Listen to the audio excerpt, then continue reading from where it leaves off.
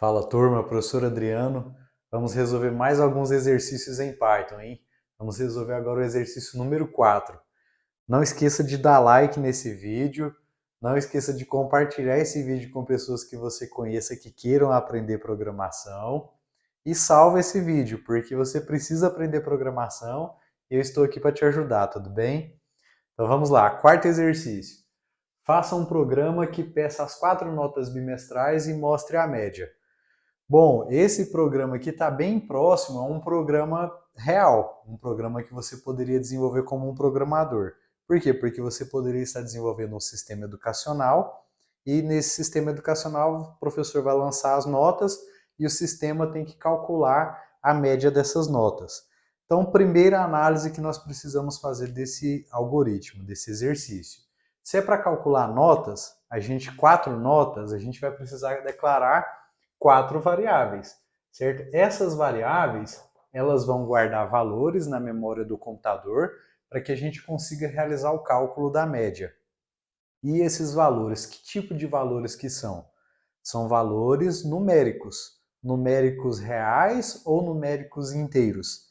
Esses valores são numéricos reais, ou seja, são valores que possuem casa decimal. Então, nesse caso, essas notas poderão ser, por exemplo, se vocês são alunos do professor Adriano, né, vocês podem ter notas como 9,5, a nota 2, vocês já entenderam bem o conceito de programação e tiraram 10. Então, os valores de notas são valores numéricos reais. E cabe uma observação aqui, em Python, os valores reais, eles são separados pelo ponto e não pela vírgula, como nós somos acostumados aqui no Brasil. Então, o separador de casa decimal em Python é o ponto, como na maioria das linguagens de programação. Bom, feito isso, lembremos que nós aprendemos o comando, que é o comando para ler as notas. Qual que é o comando? Input. Com o comando input, o usuário pode informar valores para o computador. Esses valores serão guardados então em variáveis, que são espaços na memória. Esses espaços na memória não pode começar com número, não pode ter espaço em branco e não pode ter caractere especial. Tem que ser um nome válido como esse daqui. E o input é o comando que nós criaremos aquelas caixinhas de texto para guardar esses valores.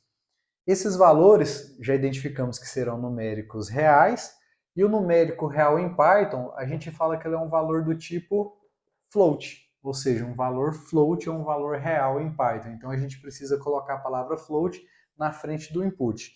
Vamos programar esse exercício para ficar bem claro. Primeiramente, criar a variável nota1, que vai guardar um valor que é uma nota. Essa variável nota1, ela vai receber um input, que é uma caixinha de texto com a mensagem digite uma nota.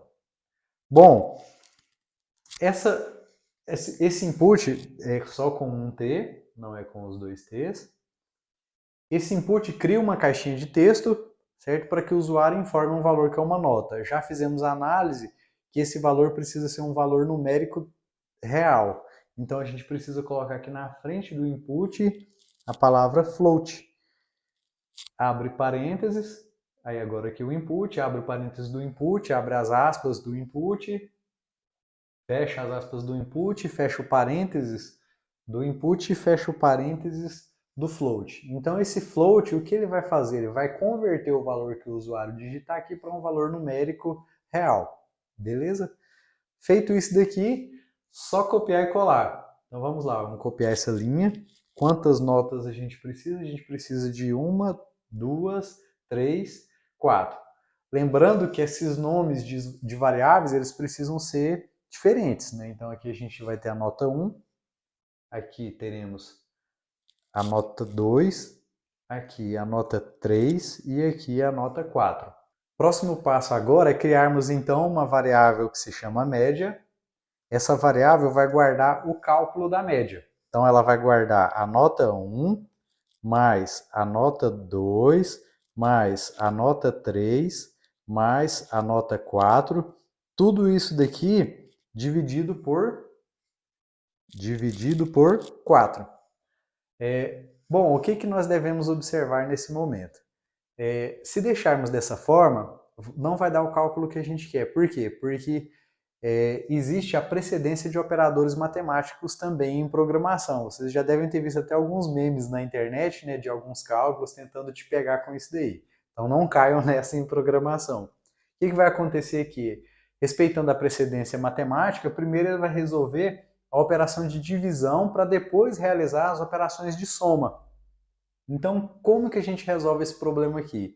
Primeiro a gente precisa somar as notas para depois dividir por 4. Então, para que a gente respeite essa operação, a gente precisa colocar um parênteses aqui, ó. Então, na matemática na matemática, né, na programação, então ele vai respeitar a precedência dos parênteses e vai resolver primeiro essa operação que está aqui dentro dos parênteses para depois dividir por 4. E assim o nosso cálculo vai dar certo. Bom, depois que nós fizemos então a leitura dos dados, fizemos o cálculo da média, agora é só mostrar o resultado. Para mostrar o resultado, qual que é o comando? Print. Então vamos digitar aqui print, abre parênteses, abre aspas, digitei errado, a média posso colocar aqui um 2 pontos, fecha as aspas, e aqui eu coloco uma vírgula, e a variável que tem o resultado do cálculo da média. Bom, só testar agora, vamos testar, vamos ver se funcionou. Vamos clicar aqui nesse símbolo de play, ele vai executar esse programa. Esse Google Notebook, esse Google Colab, nesse notebook aqui está na internet, então o Google vai disponibilizar uma máquina para que rode esse programa. Ele disponibilizou uma máquina, executou o nosso programa e criou, então, executou aqui a linha 1. Ó. Tá vendo que tem uma setinha verde aqui indicando qual linha que ele está executando? Então aqui na linha 1 é para criar um input, certo? Ou seja, uma caixinha de texto com a mensagem digite uma nota. E nós vamos digitar uma nota. Alunos do professor Adriano, né? Então vamos digitar aqui o valor 10. Vou dar Enter e ele vai executar a linha 2. Na linha 2, ele também vai montar uma caixinha de texto para a gente digitar uma outra nota. Bom, agora a gente aprendeu um conceito a mais de programação e vocês tiraram 9.5. Digite mais uma nota, está executando aqui a linha 3. Mais um 10, recuperaram a nota. E agora aqui está executando a linha 4, certo? Na linha 4 também mais um input para a gente digitar um valor de uma nota e aqui mais uma vez tiraram 9.5. Dando Enter, ele vai terminar de executar o nosso programa, vai realizar o cálculo e vai mostrar a mensagem. A média é e o valor da variável média. Nesse caso, a média é 9.75. Uma nota digna de vocês, meus alunos, não é? Bom, entenderam? Esse aqui já é um programa que segue o fluxo de computação, certo? E eu vou explicar para vocês o que é esse fluxo que é comum na maioria dos exercícios e em todas as atividades de computar. Porque o que a gente quer que o computador faça para a gente? A gente quer que o computador realize operações para nós, realize cálculos, né? Então, para que o computador faça isso, ele segue um padrão. Esse padrão é o seguinte: a gente vai precisar de dados que são a nossa entrada, certo? Teremos então, depois de uma entrada, a gente vai ter um processamento,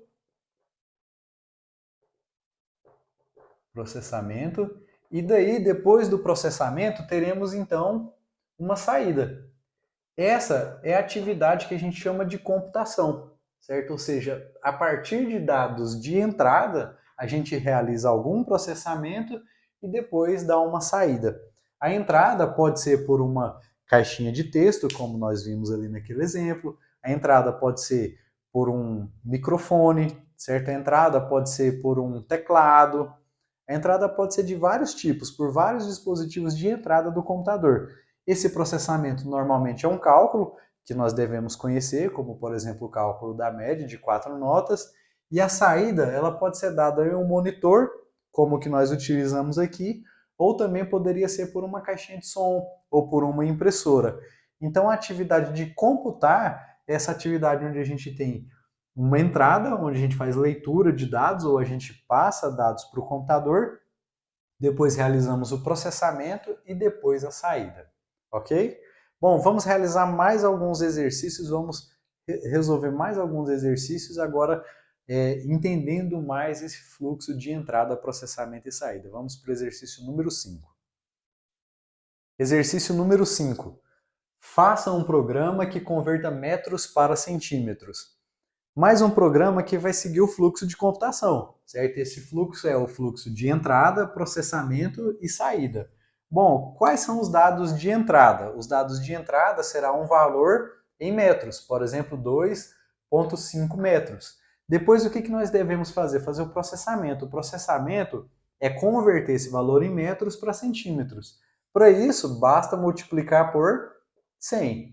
E depois dar a saída, que é mostrar esse valor convertido. No caso, por exemplo, se for 2,5, né, 250 centímetros. Bom, entendemos o que precisa ser resolvido nesse exercício, agora vamos converter isso para código, então. Convertendo isso para código, primeiro passo, vamos criar uma variável para guardar o valor em metros, para ler esse valor em metros. Essa variável, a gente pode chamar ela de metros. A variável metros vai receber um campo de texto, certo? Que é para o usuário digitar o valor em metros, um input, com a mensagem digite o valor em metros. Bom, esse valor que vai vir em metros, ele é um valor do tipo numérico inteiro ou um valor do tipo numérico real? Um valor do tipo numérico real, porque a gente pode ter um valor para metros que seria 2,5. Então a gente precisa converter esse input para um valor do tipo real. Para fazer essa conversão, a gente digita a palavra float aqui. Abre parênteses, fecha o parênteses lá no final. Fechamos o parênteses aqui. Certo? Vou dar mais um zoom aqui na nossa tela e subir o código aqui. Bom, digite um valor em metros. Na última linha, vamos dar um Enter. E aqui dando um Enter, agora a gente vai realizar o cálculo, certo? Para realizar esse cálculo, a gente vai criar uma variável que se chama centímetros e vai falar que a variável centímetros recebe o valor em metros multiplicado por 100. O operador de multiplicação em Python é representado pelo asterisco. Então, quando a gente quer fazer uma adição, a gente utiliza o símbolo comum da adição, a subtração, o hífen, a divisão, a barra, como nós vimos no exercício anterior, e a multiplicação a gente faz utilizando o símbolo do asterisco. Então, esse valor em centímetros vai ser o valor em metros multiplicado por 100. Feito isso, só mostrar o resultado. Para mostrar o resultado, a gente vai utilizar o comando print. Print e vai colocar aqui, ó, o valor em centímetros é 2 pontos. E aqui depois das aspas eu coloco uma vírgula e a variável que guardou esse valor, que foi a variável centímetros. Vou diminuir o zoom aqui para vocês. Opa! Ctrl menos para diminuir o zoom. Quando a gente passa o mouse, né, ele dá instruções aqui. Vamos executar. Para executar esse programa, a gente vai clicar aqui no Play. Ele vai executar aqui a linha 1, ó, tá vendo o símbolozinho. Digite o valor em metro. Né? Eu coloquei. Viram que o que eu colocar aqui dentro do input, dentro aqui do input, dentro das aspas, vai aparecer aqui na tela. Então, se eu não colocar no plural, vai ficar errado. Vocês já usaram algum software, algum programa que tinha erros de português? Muito cuidado, viu, programadores? Tem que corrigir isso daí. Então, feito isso daqui, a gente vai informar um valor em metros. Por exemplo, o valor 2,5. Vou dar um Enter e ele vai fazer o cálculo, né, da conversão e depois vai mostrar o valor. O valor em centímetros é 250 centímetros. Bom, vamos fazer uma correção aqui, que é o plural. Vou colocar aqui metros. E aqui eu poderia ainda colocar o seguinte, ó. Colocar aqui depois da variável centímetros, eu colocar uma vírgula, abrir as aspas novamente e colocar cm e um ponto. Aí o que vai acontecer? Ó? Se nós executarmos ele novamente, digite o valor em metros, vamos colocar o valor 2,5 mais uma vez. Se eu der um Enter, ele vai falar o valor em centímetros é 250 cm, centímetros, porque nós colocamos aqui depois da variável uma vírgula e colocamos aqui entre aspas a mensagem, né, o valor que a gente quer que apareça. Tudo que a gente colocar entre aspas vai aparecer aqui da forma que a gente escreveu. Bom, espero que vocês estejam entendendo. Resolvemos mais 2 exercícios e entendemos o conceito de entrada, processamento e saída. Vamos continuar resolvendo mais alguns exercícios, beleza, pessoal? Não se esqueça de dar like nesse vídeo e se inscrever no canal.